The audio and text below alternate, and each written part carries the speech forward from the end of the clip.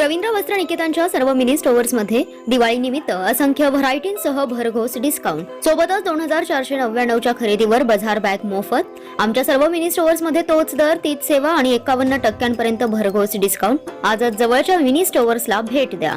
आमच्या शाखा आरवडे, तुंग, आरग, ढालगाव, पलूस, कवठेमहांकाळ, कडेगाव, आटपाडी, खानापूर, शिरोळ, तासगाव, सावळत, सांगोला, जत, जयसिंगपूर, सांगली, म्हैसाळ, भिवघाट, संख तसेच कर्नाटकातील शिरूर, रायबाग येथे सेवेत। रवींद्र वस्त्र निकेतन, सलगरे, तालुका मिरज, जिल्हा सांगली।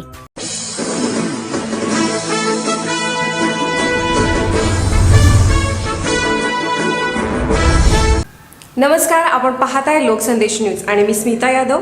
पाहूयात काही विशेष घडामोडी। लवकरच मुस्लिम बांधवांना हज यात्रेसाठी जाण्यासाठी लाभ घेता येणार। हज विमानतळ टर्मिनलच्या यादीत आता लवकरच नाशिक विमानतळाचा समावेश होणार आहे। नाशिकच्या ओझर विमानतळावरून हज उमरा यात्रेसाठी आता थेट विमानसेवा सुरू केली जाणार असल्याने उत्तर महाराष्ट्रातील नागरिकांना याचा मोठा फायदा होणार आहे। नाशिक ते सौदी अरेबिया विमानसेवा आता लवकरच सुरू होणार असल्याने आता ओझर विमानतळ हे आंतरराष्ट्रीय विमानतळाला जोडले जाणार आहे। या हवाई सेवेला केंद्रीय नागरी उड्डाण मंत्रालय HAL कडून ग्रीन सिग्नल मिळाला असून हज यात्रेसाठी उत्तर महाराष्ट्रातील मुस्लिम बांधवांना मुंबईच्या चक्रा माराव्या लागत होत्या, परंतु थेट नाशिकच्या ओझर विमानतळावरून लवकरच मुस्लिम बांधवांना पवित्र असलेल्या हज यात्रेला जाण्यासाठी लाभ घेता येणार असल्याची माहिती खासदार हेमंत गोडसे यांच्याकडून देण्यात आली आहे। मुस्लिम बांधवांची हज यात्रा ही एक पवित्र यात्रा म्हणून संबोधली जाते आणि या उत्तर महाराष्ट्रातील 5 जिल्ह्यांमधील सर्वच मुस्लिम बांधवांना हे मुंबईला जावं लागायचं।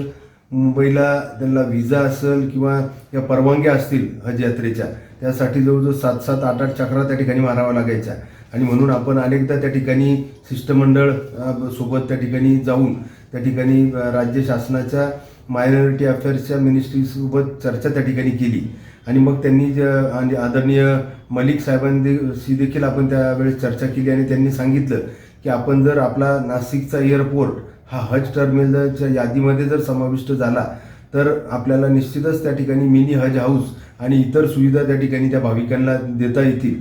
आणि मग आपण त्यानंतर केंद्र शासनाच्या मायनॉरिटी अफेअर्स मिनिस्टर नक्वी साहेबांची भेट घेतली आणि त्यांनी देखील आपल्या DGCA डायरेक्टर जनरल सिव्हिल एव्हिएशनकडून काही अभिप्राय मागवले आणि त्या अभिप्रायामध्ये सिव्हिल एव्हिएशन मिनिस्ट्री उड्डाण मंत्रालयाने आपल्या नाशिक एअरपोर्टवरतून हज यात्रेसाठी हिरवा कंदील त्या ठिकाणी दिलेला आहे।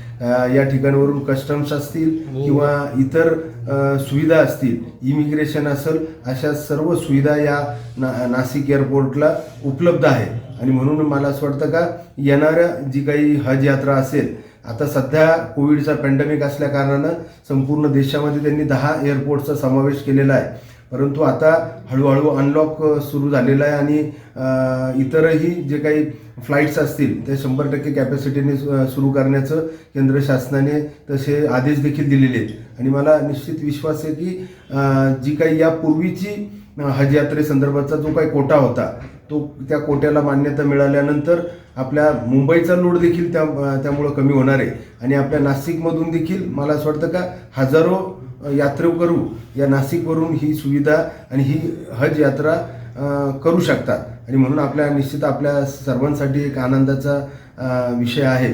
निश्चित मला असं वाटतं का सर्वांचे जे काही स्वप्न आहे एक पवित्र यात्रेच्या माध्यमातून हे नाशिक एअरपोर्टवरतून गेल्या कारणानं निश्चित त्यांना एक मदत होईल आणि त्यांच्या सर्वांच्या मनोकामना त्या ठिकाणी पूर्ण होतील।